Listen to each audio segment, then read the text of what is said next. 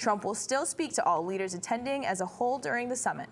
The Senate Judiciary Committee canceled its vote today on more than 20 federal judge nominations because of Arizona's own Senator Jeff Flake. Flake has been in a standoff with top Republican leaders over special counsel Robert Mueller's protection. Flake has said he will not vote on any judicial nominations until Senate Majority Leader Mitch McConnell agrees to hold a Senate floor vote on the special counsel bill.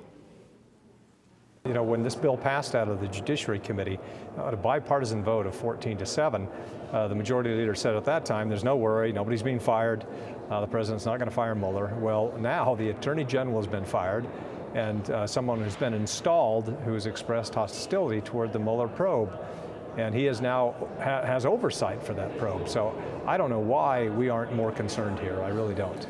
The Judiciary panel has an 11-10 Republican majority. Without Flake's vote, they won't be able to advance the nominations. The clock is ticking on Flake's resolution and on Flake's time in the Senate. He will step down when the current Congress ends in a few weeks. Soloman in our Washington bureau tells us what that could mean for Arizona.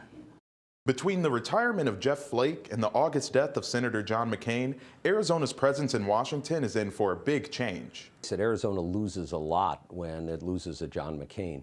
You not only have chairman of an important committee, Armed Services, but somebody who has a lot of respect from his colleagues, and when he spoke, people listened, and that meant that Arizona's interests were protected. McCain had more than 30 years in the Senate, and while his replacement, Senator John Kyle, had 18 years of experience before returning, he is not committed to continuing into the new year. There's a real question mark about who replaces him and whether it's somebody who can quickly get the attention and respect in the Senate. Elaine Camark of the Brookings Institution says that whoever comes in will not be high on the Senate totem pole.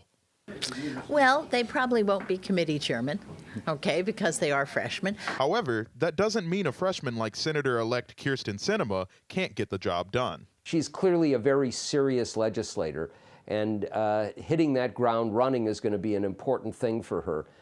She has an advantage, I think, with the experience that she's had. In the Senate especially, the members are more or less equal, and so it's a smaller body, and two new freshmen from Arizona. My guess is they will certainly be able to get done what they need to get done for the state. Whether Kyle decides to stay or not, Ornstein said that the playing field has changed for Arizona.